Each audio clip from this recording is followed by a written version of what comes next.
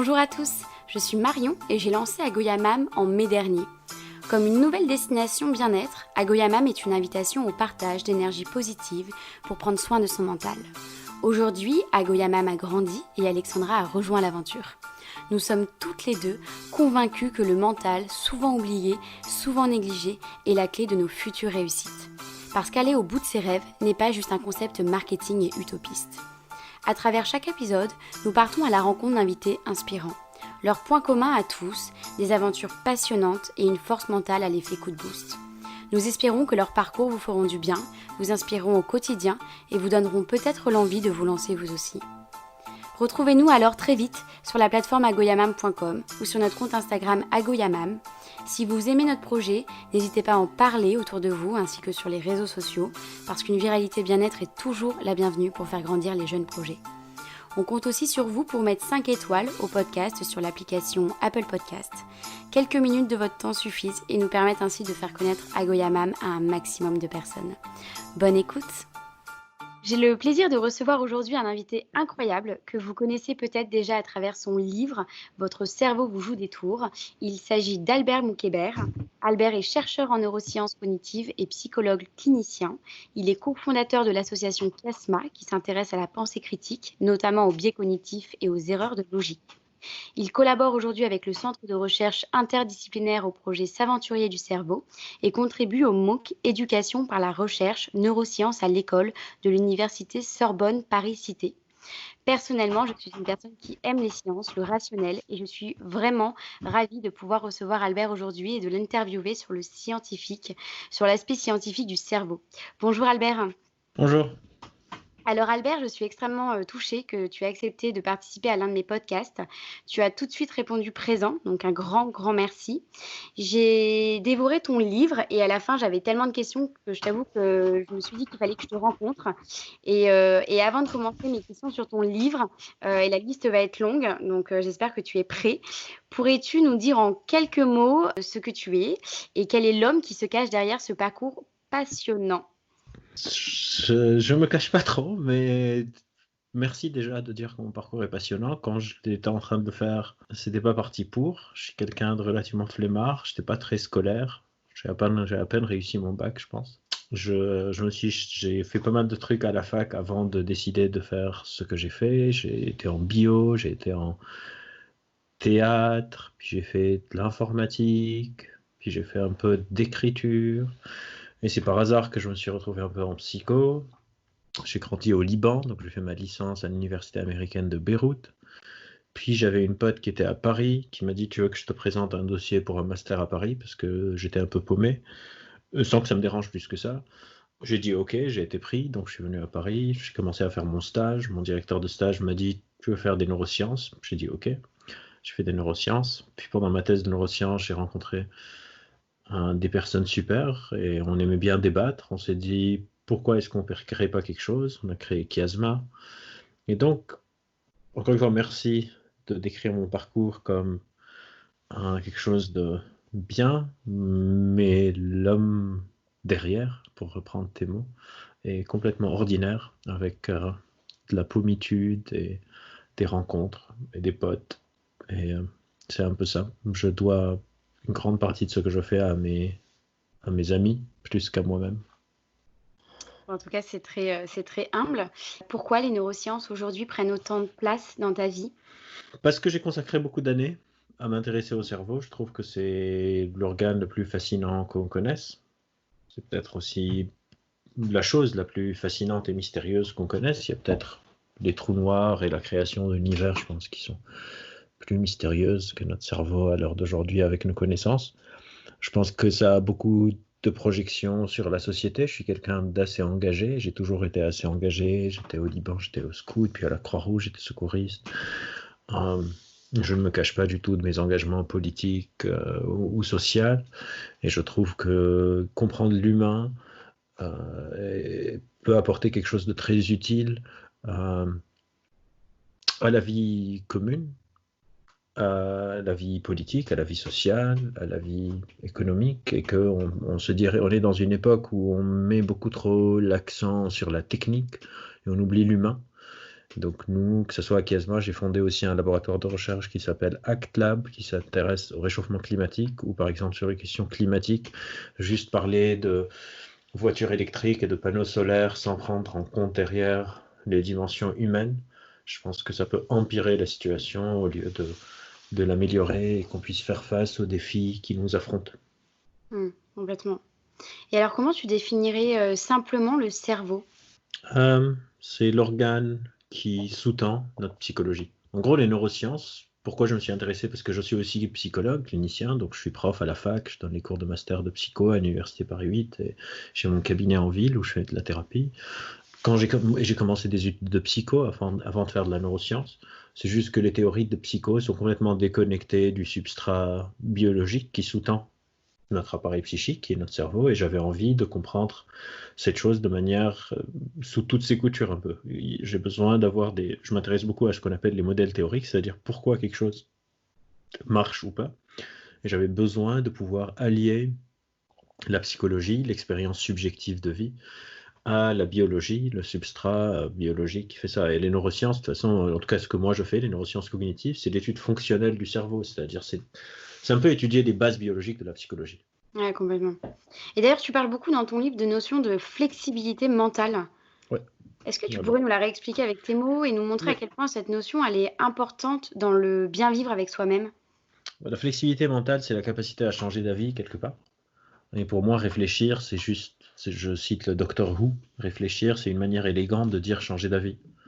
Quand on réfléchit, on a beaucoup plus tendance à vouloir se convaincre qu'on a raison ou à vouloir persuader l'autre. Et moi, ce qui m'intéresse, c'est comment est-ce qu'on réfléchit contre son cerveau, comment est-ce qu'on réfléchit contre soi, ne pas faire confiance à ses intuitions, ne pas faire confiance à ses opinions, à ses émotions, à sa rationalité, se méfier de soi un peu et d'être quelque part les garde-fous des uns des autres. Et donc à Kiasma, on s'intéresse à quels sont les facteurs qui peuvent développer la flexibilité mentale, comment est-ce qu'on peut changer d'avis, et surtout, pourquoi est-ce qu'on change d'avis, et pourquoi c'est important. Parce que des fois, on veut pas être non plus sans opinion et changer d'avis à tort et à travers. Le but, c'est de comprendre pourquoi et comment on change d'avis et dans quelles circonstances est-ce que je peux me faire confiance, en sachant que me faire confiance ou ne pas me faire confiance, ça n'a rien à voir avec la confiance en soi.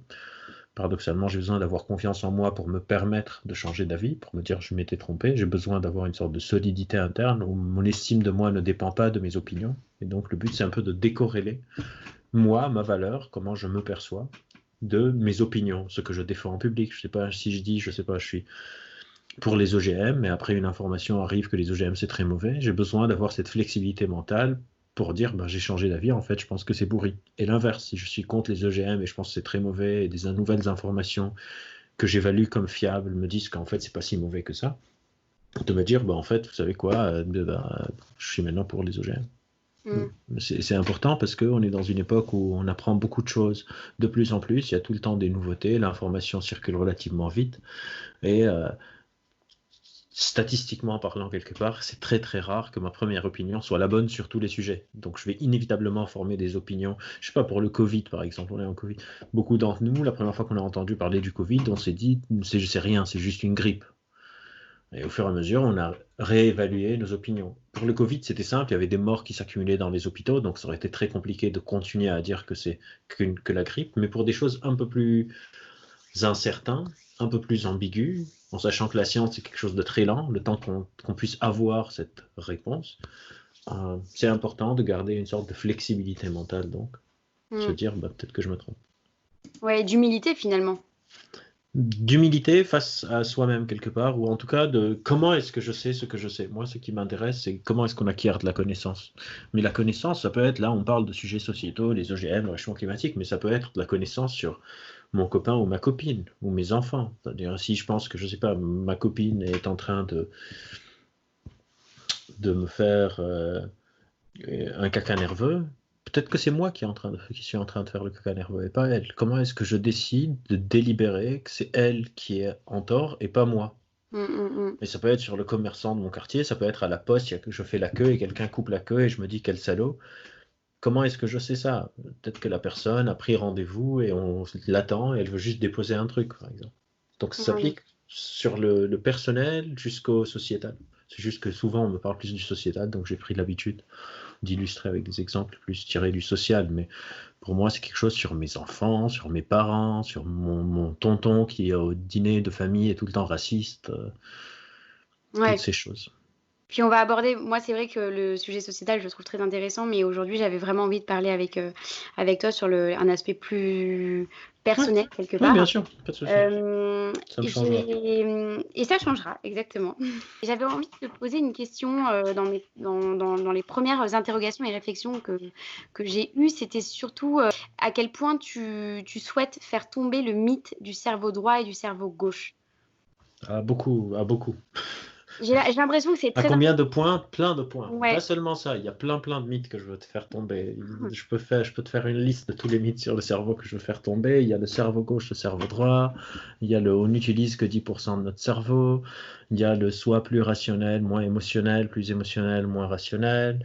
Il y a que les scientifiques sont dogmatiques, qu'on change pas d'avis. Il y a le cerveau, la neuroplasticité, avec la neuroplasticité, on peut faire tout et n'importe quoi. Euh, j'ai vu dans certaines questions, on va en parler tout à l'heure, les neurones miroirs. Mmh, Il y a mmh mh. plein de choses que je veux faire Tu vas faire tomber. tomber tous les mythes, en fait. C'est Bah, ça que en tu fait, dis? c'est juste que pour moi, mon problème avec les mythes, c'est que ça simplifie notre complexité et je trouve ça triste. Par exemple, si on prend l'exemple du cerveau gauche, cerveau droit, pourquoi est-ce que je trouve que c'est une très mauvaise chose et qu'il faut qu'on détruise ça? Parce que, ça crée une fausse dichotomie hyper simpliste. Genre, pour moi, c'est presque insultant de dire que on est soit créatif, soit analytique. Genre, je sais pas, Picasso, il dessine Guernica. Ben, il a besoin de choisir de manière très analytique, très rationnelle, quelle peinture il va utiliser, à quelle taille, quel canevas, quel pinceau. Tout ça, c'est pas de la créativité. Et après, il faut qu'il dessine un massacre d'une manière complètement sublimée. Et c'est aussi artistique. C'est juste que dans notre cerveau, il n'y a pas des zones pour ça. Et pour ça, toutes les tâches nécessite, je sais pas, je suis chercheur, si je veux développer un protocole expérimental, il faut que je sois aussi créatif, j'ai besoin de trouver quelque chose que personne d'autre avant moi n'a fait. Et du coup, mon problème avec le cerveau gauche, cerveau droit, avec rationnel et émotionnel, avec psychologique ou biologique, des fois on dit, ah mais non, mais je sais pas, tu as mal, et on te dit c'est psychosomatique, comme si c'est déconnecté du corps. Ça veut rien dire, c'est psychosomatique, c'est somatique, j'ai mal, quoi. J'ai mal au ventre, que ça vienne de mon stress ou du McDo que j'ai mangé, c'est la même chose, j'ai mal au ventre, genre lâchez-moi avec ça. Le problème c'est de ces systèmes dualistes, c'est que c'est hyper simpliste, et donc ça enlève ce qui nous rend intéressant. Deux, imagine que moi je suis un mec qui adore, genre, j'adore, ou bien même je vais prendre un exemple, je suis une femme, parce que les femmes subissent beaucoup plus de discrimination. Je suis une femme et j'adore les maths et l'ingénierie. Je vais faire un test pour me dire je suis cerveau gauche, cerveau droit, et le test me dit que je suis très créatif, parce que ces tests sont bidons, et si on voit une femme qui dessine bien, on va lui dire, ah, tu es une artiste, tu es une artiste, parce que pendant longtemps, on disait que les sciences, c'est pour les mecs, alors que plein de chercheuses femmes ont fait tellement de progrès pour l'espèce, et on n'en parle pas.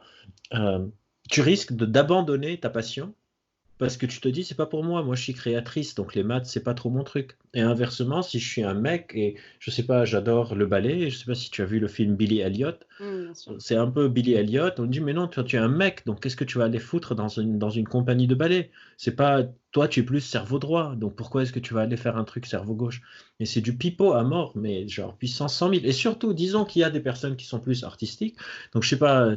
J'ai un pote, disons, qu'il a une oreille musicale de ouf. Donc, s'il fait son test, on va lui dire, toi, tu es cerveau gauche créatif. Je sais même pas quel cerveau fait quoi, hein, mais j'invente. Cerveau gauche, tu es créatif. Oui, mais s'il est bon en musique, peut-être que c'est une grosse brêle en dessin. Mmh. Et qu'il est encore pire en écrire de la poésie. C'est-à-dire, on est en train d'essentialiser les humains sur deux facteurs. Si tu es artistique dans tous les arts. Et si tu es analytique, tu es une sorte de génie des maths. Et c'est pas vrai, il n'y a pas de personne comme ça. Einstein, c'était un génie de la physique et des maths. Peut-être qu'il est complètement con sur la biologie ou sur autre chose, on ne sait pas.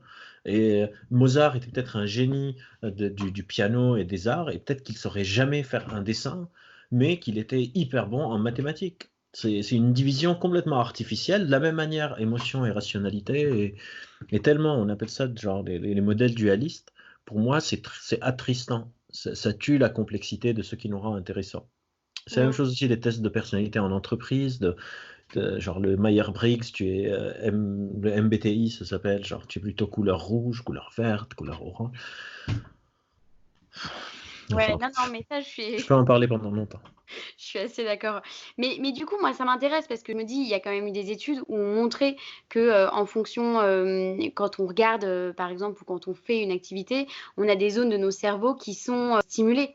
Par exemple, Ouais. nos émotions qui seront, qui centralisées dans une zone du cerveau. On a quand même des, comment dire?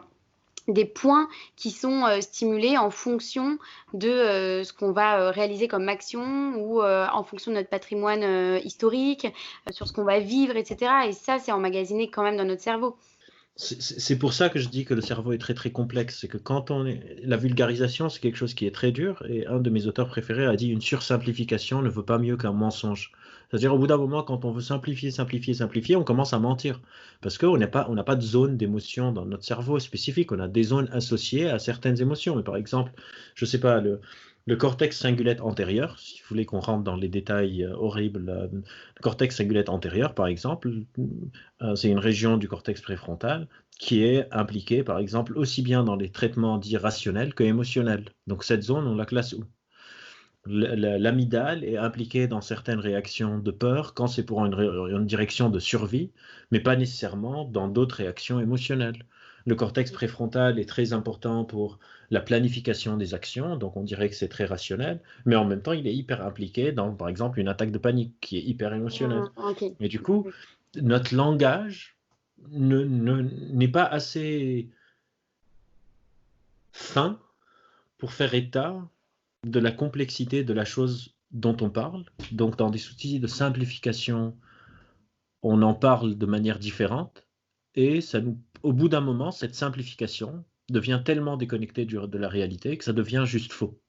Ouais, je comprends. Et même quand tu dis, par exemple, s'activer, ne pas s'activer, quand tu regardes, qu'est-ce que ça veut dire? On n'a pas de moyen de regarder les zones qui s'activent dans le cerveau. Quand on voit les activations, ce qu'on fait, c'est grâce à l'IRM fonctionnel en grande partie, on prend une image de ton cerveau, puis on te dit de faire quelque chose, on prend une autre image et on soustrait. Et on voit qu'est-ce qui reste.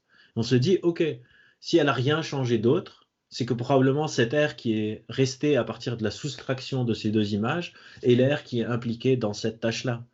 Mais après, cette tâche, elle est inscrite dans un contexte, dans certains états, etc. On est vraiment au début de l'aventure. Et on va se tromper encore beaucoup. Ouais, Moi, mon boulot, c'est d'essayer de remettre de la complexité parce qu'encore une fois, je trouve que c'est ce qui nous rend intéressant et parce que moi, mon but, c'est aussi de donner envie à d'autres personnes de vouloir chercher pour comprendre tout ce qui nous reste à comprendre. je voulais vraiment voir avec toi le lien entre cerveau, mental et action. Alors, le cerveau, c'est la base biologique du mental, pour faire très très simple. L'action, c'est autre chose. L'action, c'est une propriété de planification que le cerveau fait pour se mettre en action. Je dirais que cerveau et mental, donc le cerveau, c'est la base biologique du mental. Action, je lirais ça plus à intention. Intention et action. On a quelque chose, par exemple, qui s'appelle le intention action gap, le trou intention-action, de quand je me dis je veux faire quelque chose et quand je le fais. Et ce intention action gap peut être plus ou moins grand. Par exemple, une forme de intention action gap que tu connais sûrement, c'est la procrastination. Mm. C'est une forme de intention action gap. Je me dis je veux faire quelque chose et je le remets à plus tard, à plus tard, à plus tard, à plus tard. C'est un très grand intention action gap. Alors que, je sais pas, là j'ai soif. Si je te dis un instant, je reviens, je vais aller me ramener un verre d'eau. Ça, c'est un intention action gap qui est très très petit. Mais genre, l'action, c'est une sorte de préparation de l'intention. OK. OK, OK. Et souvent, j'entends parler du conditionnement du cerveau. Ouais. Est-ce que, pour toi, c'est possible de dompter son cerveau? Finalement, quand j'ai lu Euh, ton livre avec «Votre cerveau vous joue des tours», j'ai surtout eu l'impression qu'on me donne des clés pour dompter mon cerveau et pour que nous, on puisse un peu lui jouer des tours. alors déjà, quand je dis votre cerveau joue des tours, pour moi, ça peut être très positif. J'aime beaucoup les tours de magie. Donc je sais que beaucoup de gens ont compris le titre et ça veut dire que je n'étais pas assez explicite, que c'est comme si c'est quelque chose de négatif. Mais pour moi, les tours que nous joue notre cerveau, des fois, sont hyper positifs. Pour dompter le cerveau, je dirais pas dompter, parce que pour moi, dompter, ça crée une sorte de relation de puissance où j'ai Ouais, de besoin comme un soumission. lion. Mais on peut apprendre à travailler avec son cerveau pour se diriger vers qui on a envie d'être. Parce que je sais pas, imagine que je suis quelqu'un de jaloux. Je ne décide pas d'être jaloux. Personne ne se dit, moi, quand je serai grand, je vais être jaloux. Je suis jaloux et ça me fait chier quelque part. Et du coup, oui, je pense qu'on peut apprendre à se diriger vers quelque chose avec lequel je suis plus en cohérence avec moi-même.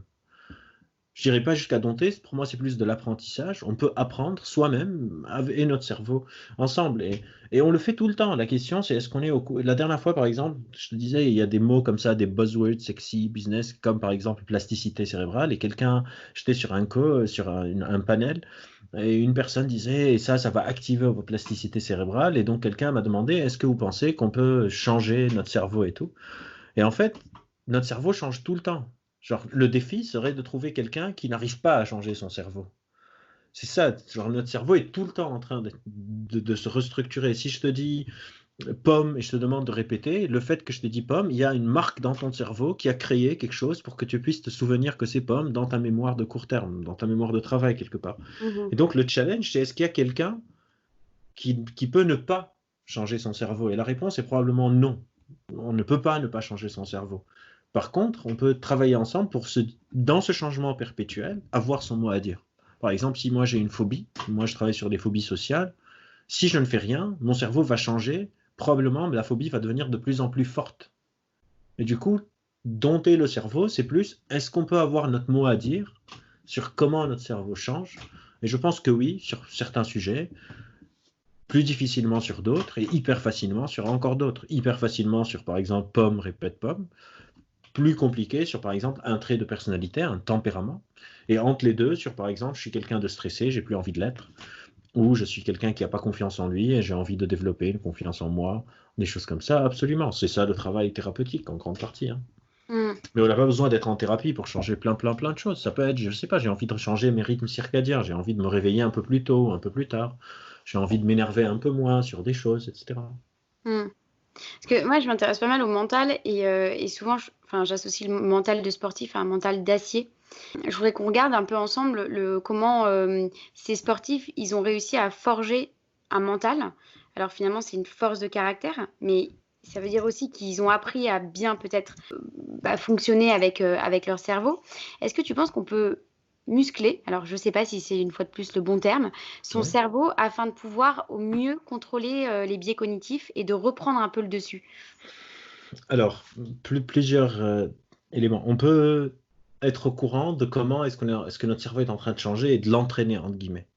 Par contre, on ne peut pas dompter nos biais cognitifs, on ne peut pas avoir moins de biais cognitifs. Les biais cognitifs, c'est quelque chose qui sont nécessaires à notre fonctionnement et qui sont très importants. On ne voudrait pas les dompter. Le but, c'est plutôt d'avoir une sorte de temps de pause où quand j'ai un biais cognitif, je me donne l'opportunité pour corriger.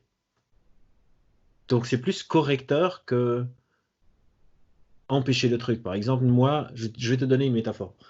Donc moi, je travaille énormément sur les biais cognitifs, mais aussi autre chose, et dont je parle dans mon livre. Je suis très intéressé, donc, comme je te disais, par les tours de magie, et en plus particulier, il y a quelques années, je me suis énormément intéressé au Bonto. Le Bonto, c'est ce jeu qu'on retrouve dans des rues, des villes, partout, où il y a genre 3 verres ou quelque chose, et il faut trouver où est la boule. Et tu peux gagner plein d'argent. En gros, tu peux jamais rien gagner, c'est un truc hyper truqué. Et moi, je me suis vraiment intéressé au Bonto. Je me suis tellement intéressé au Bonto que j'ai appris tout ce qu'il y a à savoir sur le Bonto. J'ai tellement bien appris le Bonto que je sais qu'il faut jamais que j'y joue. C'est pas parce que j'ai tellement bien compris le Bonto que je peux gagner. J'ai tellement bien compris le Bonto que je sais qu'il n'y a aucune chance qu'aucun humain gagne à ce truc. Et si tu gagnes par chance une fois, c'est pour que tu rejoues et que tu repères tout, ou bien parce qu'ils veulent exciter les gens autour de toi pour qu'eux y jouent. C'est un peu la même chose avec les biais cognitifs. J'ai étudié les biais cognitifs de telle manière où je sais que c'est un leurre, ce serait presque arrogant de dire que moi j'ai moins de biais cognitifs que toi. J'ai autant de biais cognitifs que toi.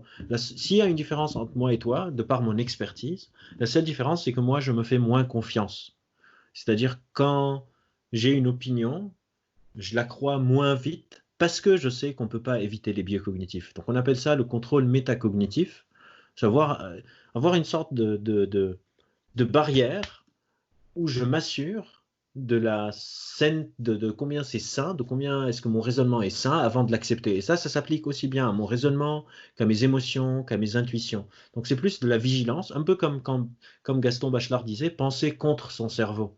Alors que beaucoup de fois, quand on parle des biais cognitifs, c'est pour les trouver chez l'autre. Ah, toi, tu n'es pas d'accord avec moi parce que tu as un biais, machin. Pour moi, c'est beaucoup plus intéressant d'avoir cette pensée tournée sur soi-même, une sorte d'hygiène mentale de soi-même. Et ça, On ne sait pas, pour être très très franc avec toi, on ne sait pas encore si on sait comment faire, si c'est possible ou pas, mais c'est la meilleure piste qu'on a aujourd'hui. Hmm. Mais D'être il y a quand conscient même que... cette notion, tu penses pas, toi, que les sportifs, ils ont quand même cette force, ce mental d'acier, et qu'il y a quand même une différence entre Alors, c'est une super question que tu me poses. Désolé, je te coupe parce que j'ai su la question. Les premières études sur la résilience ont été faites sur les sportifs de haut niveau. Et ce qu'on a remarqué, c'est qu'ils n'ont pas un mental d'acier, c'est qu'ils ont une récupération d'acier.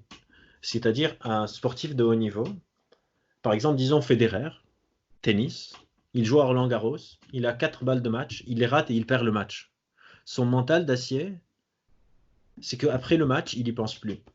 Il rumine pas, il culpabilise pas, il n'a pas d'insomnie. Il rentre pas chez lui, il s'énerve sur ses enfants parce qu'il a perdu le match. Il gère comment récupérer. Il se donne le temps de récupérer de ses erreurs pour qu'il puisse être performant.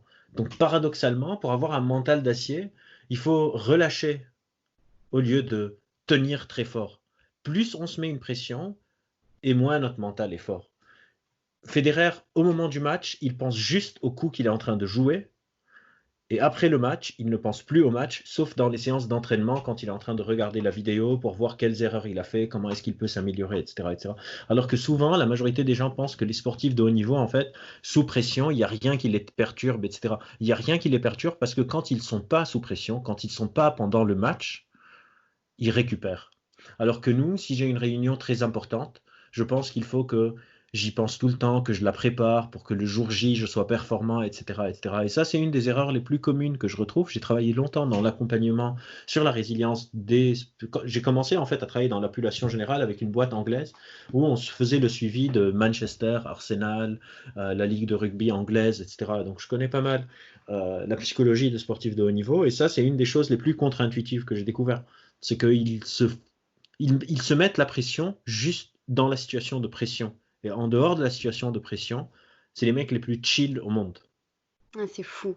Mais alors, dans ce cas, moi, je vais transformer ma question et te parler de la préparation mentale, parce que j'en ai Oui, interviewé oui, et ils m'ont tous parlé de la oui, visualisation, oui, alors positive, pas forcément, mais en tout cas des oui, exercices de visualisation oui, qui se fixent et qui s'imposent à eux-mêmes pour vraiment s'imaginer dans les moments les plus difficiles qu'ils vont vous rencontrer le jour J, pour créer, alors ils ont toujours pris un peu cette image-là que j'ai trouvée assez juste, les barrières soient les plus solides possibles au moment où ils vont rencontrer cette difficulté. oui. Ça, c'est très important. On est des êtres d'habitude. En s'exposant même mentalement à des situations, on est en train de s'y préparer. C'est pas juste les sportifs de haut niveau.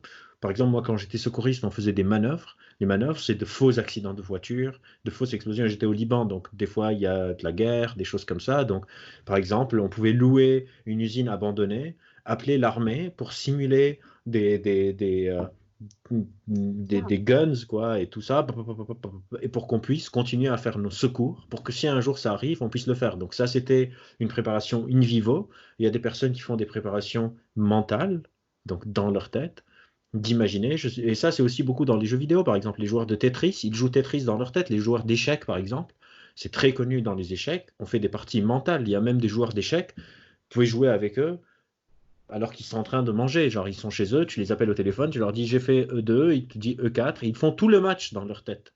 Et ça, c'est très important. Et on est des aides d'habitude. Il y a même, par exemple, si je reprends l'exemple du tennis ou du basket, si certaines personnes ont déjà vu Nadal jouer, c'est pas seulement dans la tête, c'est aussi dans le corps. Nadal, avant de servir, il a tous ces tics où il fait tac-tac, il touche la main, le slip, le short, son pied, son genou droit. S'il fait pas ça, il peut pas servir. Et on voit ça beaucoup aussi chez les joueurs de basket. Avant de tirer un lancer franc à la NBA, par exemple, il y en a qui ont besoin de taper la balle 4 fois et après faire toucher leur oreille droite avant de tirer. Et si c'est interrompu, il faut qu'ils reprennent tout du début. C'est des gens qui tirent genre à 90% d'efficience un ballon. Hein. C'est genre le plus haut niveau mondial.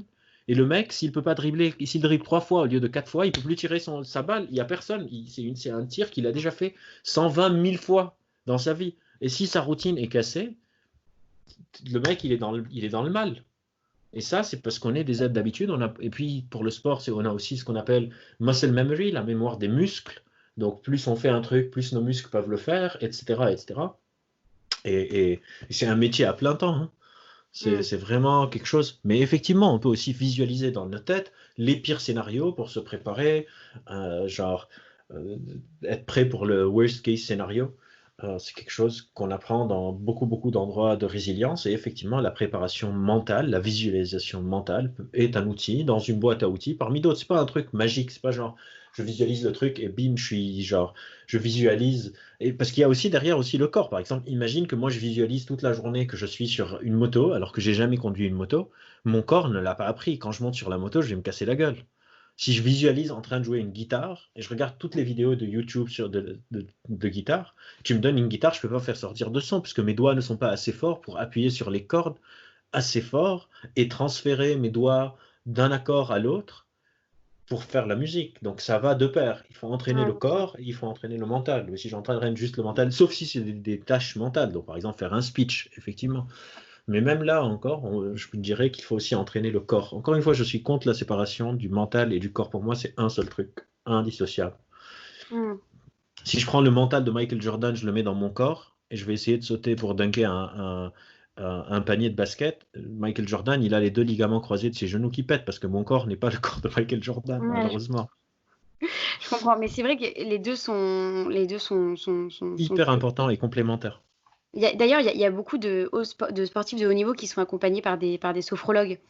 Absolument, et par des psychologues. Les sportifs français ont toujours eu le mental, la réputation d'avoir un mental faible parce qu'ils ont été hyper en retard pour prendre en compte les psychologues du sport. Hmm. Alors que dans les pays anglo-saxons ou l'Angleterre, etc., ça fait 20 ans peut-être, 30 ans même, qu'ils ont tous des préparateurs mentaux, des sophrologues, la relaxation, les exercices de respiration. On appelle ça la cognition incarnée. Notre cerveau crée aussi du sens à partir de l'état de mon corps, pas juste des informations qui viennent de l'extérieur. Donc si j'ai par exemple des crampes, mon cerveau a besoin de créer du sens à partir de ça. Donc j'ai besoin de décramper mon corps pour que mon cerveau puisse se concentrer sur autre chose, par exemple. Et la sophrologie, tout ça, ça peut aider avec ça. Ouais. Et tu vois, il y a des moments, là on parle des moments qui, effectivement, bon, oui, qui nécessitent un certain apprentissage, comme avec cette visualisation positive. Mais c'est vrai que moi, il y a quelque chose qui me fascine avec les sportifs. Et quand j'ai fait mon marathon l'année dernière, il y a eu des moments où j'étais vraiment à deux doigts d'abandonner. Et en fait, tu sors une niaque en toi Ouais, que tu n'as jamais forcément connue auparavant. ouais, Ça, c'est une question de mental, mais tu vois, j'avais jamais ouais. visualisé. Il m'arrivait, enfin bref, je me suis fait hyper mal au genou, mais j'avais jamais anticipé forcément ça avant et dans ma préparation mentale. Qu'est-ce qui a fait que le jour où j'étais dans une souffrance extrême, j'ai ressorti une niaque que je connaissais pas avant. Et probablement, quand tu as sorti cette niaque, tu n'avais plus vraiment mal jusqu'à la fin de ton marathon. Et quand tu as fini ton marathon, tu as eu toutes les douleurs qui sont arrivées. Exactement. Parce que la douleur est dans le cerveau aussi, tout simplement. Euh, Par exemple, on peut voir des fois des antilopes qui ont genre la moitié de leur estomac qui est en dehors de leur corps. Et elles sont encore en train de courir pour fuir le lion, par exemple, la lionne. C'est la douleur est ressentie. Par exemple, j'ai découvert quelque chose qui est pas évident, que très peu de gens savent, alors que pour moi, peut-être parce que je travaille sur ça, c'est une évidence. Quand tu prends un Doliprane ou un ibuprofène, ça agit pas sur l'endroit où tu as mal, ça agit sur ton cerveau. Ça coupe Ouais. la sensation du douleur dans le cerveau. C'est-à-dire, si j'ai mal au bras et je prends un Doliprane, le Doliprane, il va pas agir sur mon bras. Il va agir dans mon cerveau. Pour moi, c'était une évidence, mais maintenant je le dis, et apparemment pour beaucoup de gens, c'était Non, moi, pas. j'étais comme toi, je pensais que ça agissait sur l'endroit, quoi. Bah non, en fait, ça agit sur ton cerveau, ça enlève en fait la sensation de douleur. Et si on peut le faire avec une molécule, on peut le faire des fois naturellement. Si tu faisais ton marathon et une voiture t'aurait écrasé, tu n'aurais pas trouvé cette niaque pour continuer à courir. Non, c'est vrai. Mais parce que tu le voulais vraiment, parce que probablement tu t'es entraîné pendant longtemps, parce que tu avais envie de réussir, etc. On appelle ça la pain gate theory, une théorie sur la douleur. Ton cerveau s'est dit, fuck it, ok, je vais genre fermer ce signal et arriver au terme de mon truc. C'est là où on voit quand même la puissance du cerveau. Ah, bien sûr, mais j'en ai pas fait mon métier parce que, genre, pour moi, le cerveau est vraiment fascinant. Et si je me bats contre les propriétés mystiques un peu du cerveau, genre décupler votre puissance créatrice, décupler machin, c'est parce que je trouve ça genre boring, je sais pas comment on dit boring en français, et désolé, Ouais, j'utilise des fois des mots en anglais, chiante, mais genre, ennuyante. c'est chiant par rapport à combien c'est fabuleux la réalité pure du cerveau. C'est-à-dire, je trouve que le réel du cerveau est infiniment plus magique, intéressant, fascinant, genre mind-blowing que les auras et les énergies et tout ça. Je trouve que ça, c'est cheap par rapport à la réalité du truc. Bon, Je bah, on trouve que va ça passer sur enlève à du la cheap magie alors. du truc, tu vois. Ouais, je trouve que ça enlève, alors que beaucoup de gens sentent que non. Souvent, quand je suis sur des palènes et je débat, et comme tu peux t'en rendre compte, j'ai des opinions, genre j'ai des positionnements, je sais où je suis sur certains sujets, je suis prêt à changer d'avis, mais il faut me convaincre de pourquoi. Souvent, les gens présentent comme si la science enlève à la magie et que la pseudo-science, en guillemets, rajoute, alors que pour moi, le réel, c'est ce qu'il y a de plus magique au monde. Le fait que je sois fait en grande partie d'atomes de carbone, d'oxygène et d'hydrogène, et je suis en train de te parler, pour moi, c'est le truc le plus, genre le plus dingue au monde, beaucoup plus que si j'ai une âme qui est venue là quand j'étais enfant et qui va partir quand je meurs et tout ça. Je trouve ça genre inintéressant à mourir. Pourtant, bon, alors on va arriver dans un sujet qui risque, toi, de C'est pas pas grave. forcément te plaire, Ouais, j'aime bien, mais j'aime moi, bien. je crois beaucoup aux énergies. Ouais, Je pense qu'il y a des choses qu'on n'explique pas forcément et pourtant qui sont hyper puissantes. Par exemple, le vent, par exemple, l'amour. C'est des choses qui ne sont pas visibles et ouais, pourtant, en termes d'énergie, c'est très fort. Mais je veux dire, il y a des choses qui sont invisibles à l'œil nu et oui, pourtant qui ont une force en elles terrible. Et bon, alors absolument. effectivement, bon, il y a le vent, mais pour en revenir à l'amour, par Oui, exemple, ou au feeling qu'on peut avoir entre certaines personnes, c'est des choses qui ne s'expliquent pas, qu'on ne voit pas, qu'on n'arrive pas oui, forcément à mesurer. Donc oui. effectivement, à défaut du vent. Pourtant, elles sont là. Ces sujets me fascinent justement parce que je pense qu'elles viennent de nous et elles viennent pas de choses paranormales ou mystiques comme genre des auras, des énergies, etc.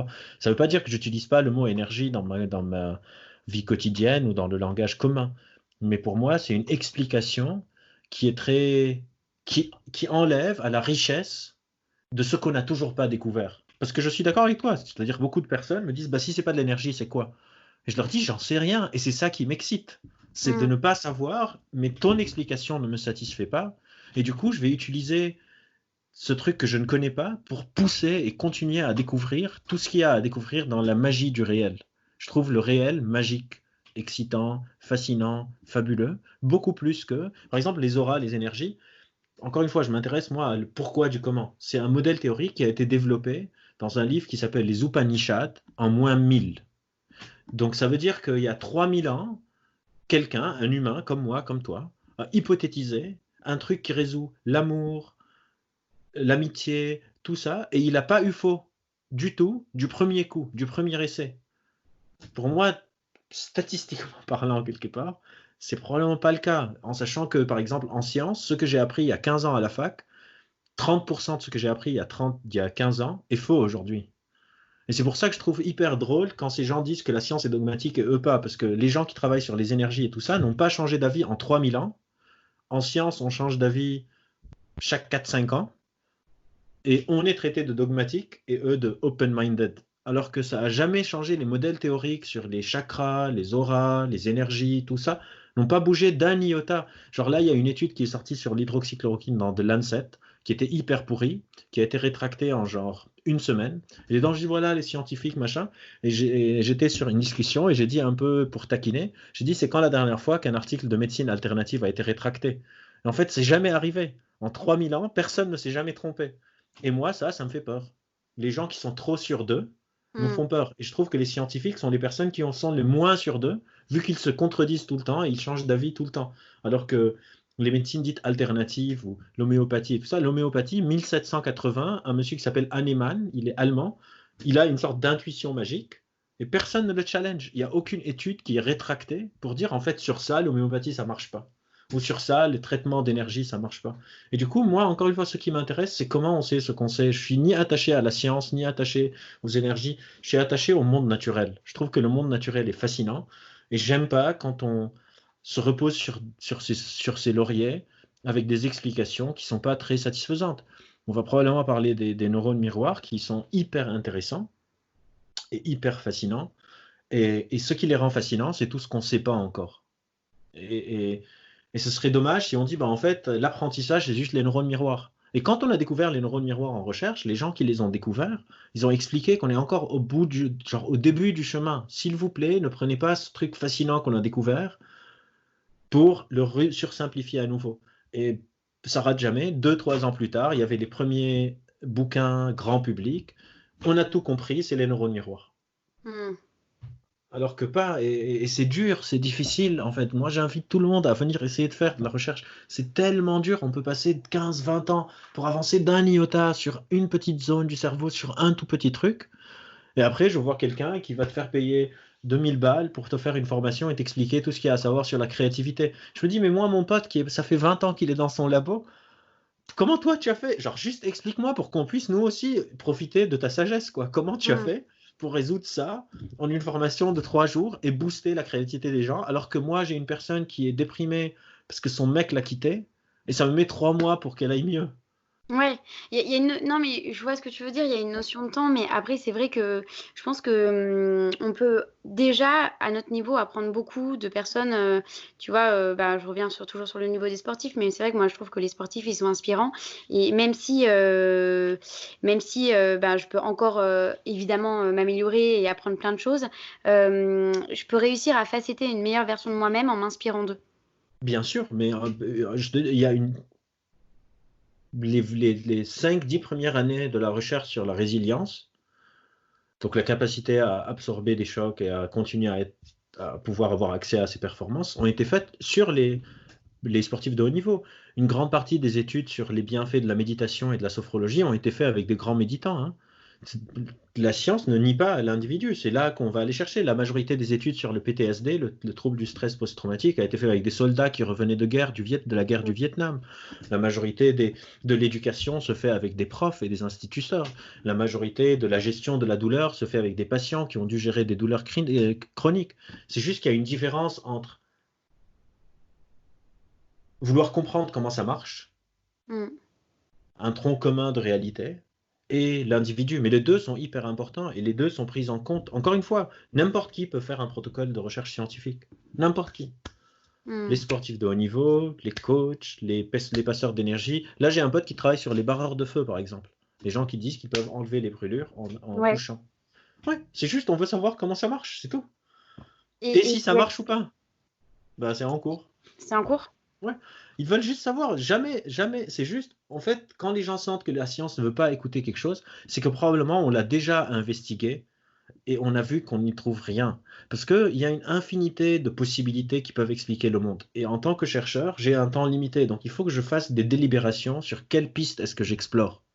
Donc je Mm. peux explorer peut-être les énergies. Mais imagine, il y a un mec qui vient et qui me dit, moi, Jésus m'a guéri. Est-ce que tu veux explorer Jésus? Et un autre qui vient et qui me dit, ben moi, en fait, j'ai une casserole chez moi, elle est magique. Et ma casserole magique, elle peut me guérir de tous mes maux. Donc, je dois aller explorer sa casserole magique. Et une troisième personne me dit, moi, non, en fait, quand je bois de la sauge par ma narine gauche et je la fais sortir par ma narine droite, si j'ai une fracture à la jambe, je guéris. Je dois faire un protocole. Au bout d'un moment, je dois Ouais, je décider. comprends, mais je comprends et tu vois, moi, il y a plein de choses, bah, comme tu dis, qui me dépassent avec comment on peut réussir à enlever des brûlures. Et après, mais peut-être que c'est hyper personnel, hein, mais j'aime bien me dire que, il y a des choses qu'on maîtrise pas, mais qu'on accepte quand même. Ah, bien Parce sûr. que finalement, on se dit pourquoi pas essayer. Après tout, bon, bah, pas d'effet secondaire. Et si ça marche, bah, tant mieux. Mais parce que je pense qu'on a aussi, toi, tu as l'approche peut-être professionnelle où tu as envie de comprendre comment ça marche. Et Oui. pour d'autres personnes, je pense qu'elles ont juste envie que ça marche avec elles parce Ah, qu'en fait, mais elles ont. jamais, jamais, jamais, je vais par exemple dire, j'ai une patiente, je vais te raconter une histoire vraie. J'ai une patiente qui, tous les matins, quand elle se réveille, elle met sa tête contre le sol, elle entend les vibrations de la terre et ça la calme pour qu'elle passe une bonne journée. Jamais, jamais je vais lui dire d'arrêter. Jamais de ma vie. Ce qui marche pour l'individu, tant que ça marche, c'est super. Par contre, je lui ai dit de faire attention à deux choses. Si ça arrête de marcher, qu'elle pense pas que la terre est énervée contre elle, par exemple, Mm. qu'elle culpabilise pas, parce que souvent avec ses pensées magiques, par exemple, si moi je fais, je sais pas, de la PNL et la PNL ne marche plus, je pense que c'est moi. Si je crois à la loi de l'attraction et l'univers n'est plus en train de répondre, je pense que l'univers en veut contre moi. Et si je vais voir mon maître de ma technique, il va pas me dire ma technique est pourrie, il va dire que tu n'es pas en train de manger assez bien, il faut que tu te réveilles plus tôt, fais plus de méditation, change la couleur de tes habits, change l'orientation de tes meubles chez toi, etc. Donc il y a une culpabilisation, donc juste de pas culpabiliser. Et deux, si tu as une amie qui va mal, ne lui dis pas de faire la même chose que toi. Parce que en tant que professionnel de santé, on doit aussi émettre des recommandations sur ce qui marche pour la majorité des gens. Et du coup, si toi, chez toi, tu as découvert que, je sais pas, moi, peut-être que pour moi, pour me sentir bien, j'ai besoin de prendre le sac de mon micro et de le mettre sur ma tête. Et Mm. je me sens bien. il faut que je puisse continuer à le faire. Mais par contre, si mon meilleur ami se sent mal, je vais pas lui dire va acheter le même micro que moi, prends le sac et mets-le sur ta tête. C'est juste de faire la différence entre ce qui fait du bien à l'individu et ce qui peut être une recommandation qui fait du bien à la majorité de la population. Mais je te donne un autre exemple sur combien c'est pas vrai que la science élimine ces trucs. Guillaume Canet, acteur très connu, a eu un problème il y a quelques années de paralysie faciale. Il a une partie de son visage qui était paralysée. Ce qui est très problématique pour un acteur, Mm. d'avoir le visage paralysé. Du coup, il ne savait pas quoi faire, il est allé voir des médecins, ils n'arrivaient pas à l'aider, et on lui a dit qu'il y a une grosse ponte de la paralysie faciale aux États-Unis qui peut sûrement t'aider. C'est Guillaume Canet, donc il a accès à qui il veut un peu. Il a pu avoir un rendez-vous avec cette personne. Ce médecin, plus grosse ponte, a recommandé à Guillaume Canet de changer sa nutrition et de courir 1 heure par jour. 2 ou 3 semaines plus tard, il était guéri. Est-ce que ça, c'est quel genre de médecine? C'est un médecin, c'est un chercheur, jamais plus rationnel. Mais si ça marche et on sait comment ça marche, bien sûr qu'on va utiliser. Moi, les personnes qui viennent me voir pour des troubles anxieux, je leur dis souvent de faire des cours de méditation, de yoga, de respiration, etc. Parce qu'on a exploré et on voit que c'est utile pour une majorité de gens. Alors que quelqu'un qui me dit, je sais pas, moi j'ai fumé toute ma vie, j'ai pas eu de cancer, donc la cigarette ne cause pas le cancer. Je vais faire genre, je suis désolé, mais non, parce que quand on prend 10 000 personnes, il y a 900 000, il y a 9 000 d'entre elles qui ont développé le cancer. Donc si tu as eu de la chance, cool, chouette, mais ne va pas dire aux gens que la cigarette, ça tue pas. Ouais, c'est clair. Du coup, de séparer l'anecdote, même aussi pour la personne, c'est hyper important, de la recommandation. Mm, C'est tout. mm, mm. Ouais, je comprends. C'est tout. Non, mais là-dessus, je suis complètement alignée avec toi. Et qu'est-ce que tu penses de la psychologie positive? D'être dans un mindset où tu te dis, bah, je vais être plus positif et se dire qu'en étant plus positif, alors tu auras un meilleur mindset. Alors, il y a plusieurs choses quand on dit psychologie positive. À la base, c'est un domaine de recherche des années 80-90 qui étudie le versant positif de la psychologie. C'est-à-dire, pendant longtemps, on a étudié les pathologies et certaines personnes se sont dit, bah, pourquoi est-ce qu'on n'étudie pas, au lieu d'étudier les gens qui vont mal, pourquoi est-ce qu'on n'étudie pas les gens qui vont bien et voir pourquoi ils vont bien? Et c'est là où on a étudié beaucoup de sportifs de haut niveau, par exemple. C'est dans cette discipline. Aujourd'hui, ce que la psychologie positive invoque, c'est plus de la positive attitude quelque part. Donc, c'est autre chose. Qu'est-ce que j'en pense? La première chose, c'est évident qu'avoir un mindset positif, c'est mieux que d'avoir un mindset négatif. Mais par contre, je pense que c'est important de ne pas tomber dans l'excès, comme des lois de l'attraction, comme des choses comme ça, où le mindset positif est suffisant pour. Parce que le risque derrière, c'est la culpabilisation. C'est-à-dire, si je réussis pas, c'est que je positive pas assez. Mais imagine que toi, tu es dans une relation toxique avec ton mec ou avec ta copine, par exemple. Je veux pas que tu positivises. Je veux que tu réalises que c'est de la merde et que tu te barres. Parce que positiver une situation toxique ne change pas le fait que cette situation soit toxique. Donc évidemment que c'est mieux d'avoir un outlook positif sur la vie, mais c'est aussi très important de comprendre que c'est pas assez. C'est pas parce que je me dis je vais réussir que ça m'évite de devoir, par exemple, faire le travail, que ça élimine le facteur chance. Parce que là aussi, il y a des personnes qui travaillent beaucoup plus que moi, peut-être, et qui n'ont pas eu la chance de faire les rencontres que j'ai fait. Il y a peut-être des sportifs de haut niveau plus élevés que Federer, par exemple, mais qui ne sont pas nés en Suisse. Donc, ils n'avaient pas les contacts et les écoles nécessaires. Donc, il y a la chance, il y a les autres, et il y a soi-même. Je pense que avoir un outlook positif sur la vie, c'est bien sûr utile, mais c'est absolument pas suffisant. Et surtout, quand ça marche pas, de ne pas culpabiliser. Parce que je suis en train d'avoir des personnes, par exemple, qui ont des burn-out alors qu'elles bossent dans des centres de yoga. Parce qu'elles vont mal et elles se disent c'est juste parce que je fais pas assez de méditation. Et donc, ça devient une sorte de pression de performance. Et la pression de performance, la pression améliorative de tout le temps vouloir être meilleur, meilleur, meilleur, meilleur, ça peut avoir des effets très délétères. On ne peut pas être tout le temps sous pression. Et ça, c'est pas une bonne chose. Et on revient à ce que je disais sur les sportifs de haut niveau. Ils ont un mental d'acier parce qu'ils savent dépressuriser, ils savent récupérer. Ouais, ok. Et je me demandais, est-ce que tu penses qu'il y a une différence entre les cerveaux humains? Alors j'imagine, tu vas me dire oui, mais est-ce qu'on part tous des mêmes bases et pourquoi il y a des Non. personnes qui ont des certains talents? Alors, on ne sait pas encore pourquoi. On sait qu'on ne part pas tous des mêmes bases, mais c'est la même chose qu'on ne part pas tous avec les mêmes bases de la taille, de la couleur de cheveux, de la couleur des yeux, couleur de la forme du nez, la forme de la bouche. Tout ça change. Ce que j'aime dire, c'est on est unique comme tout le monde, quoi. C'est que tous les cerveaux sont différents, mais on a quand même énormément en commun, de la même manière que tous les humains sont différents, mais la majorité d'entre nous ont 5 doigts sur chaque main, ont 2 yeux, 2 oreilles, une bouche, un nez. Et après, le poids génétique, encore une fois, c'est un sujet assez euh, complexe. Certains facteurs, par exemple les facteurs tempéramentaux, on pense que c'est plus le poids génétique est un peu plus important, alors que je sais pas, les goûts et les couleurs sont peut-être plus environnementaux. Par exemple, tu vas rarement trouver quelqu'un qui est né en 1930 et qui est hyper fan de Booba, quoi. Et tu vas pas trouver quelqu'un qui est né en 2005 et qui est hyper fan de, je sais pas moi, Frank Sinatra. C'est-à-dire, il y a aussi l'environnement. Les cerveaux sont différents, le fonctionnement est similaire. Et qu'est-ce qui fait que c'est encore une fois ce nouveau modèle qu'on appelle le modèle biopsychosocial, pas nouveau, genre c'est les années 80, mais euh, relativement nouveau, d'interaction entre ma biologie, mon environnement, mes potes, la manière dont je grandis, la qualité de mon éducation, le niveau socio-économique de mes parents, est-ce que je mange bien, est-ce que je vis dans un environnement sain, est-ce que j'ai un environnement qui m'apporte assez d'attention et d'affection et d'amour. On revient à l'amour. Est-ce que je dors dans une pièce qui est bien chauffée? Est-ce que j'arrive à manger une bouffe qui est saine d'un point de vue nutritionnel, etc. Tous ces facteurs vont faire que... Et pourquoi est-ce qu'il y a des personnes qui semblent dès leur naissance à être des génies dans quelque chose? On ne sait pas encore. Parce que c'est hyper compliqué et complexe et qu'on est encore au début du chemin et qu'on va encore se tromper beaucoup. Hmm. Et c'est très important de le dire parce que c'est très important d'exciter les nouvelles générations à continuer à chercher et de ne pas s'arrêter à des explications non satisfaisantes qui nous font sentir bien, mais qui, encore une fois, enlèvent de notre complexité et de ce qui nous rend intéressants. Ouais.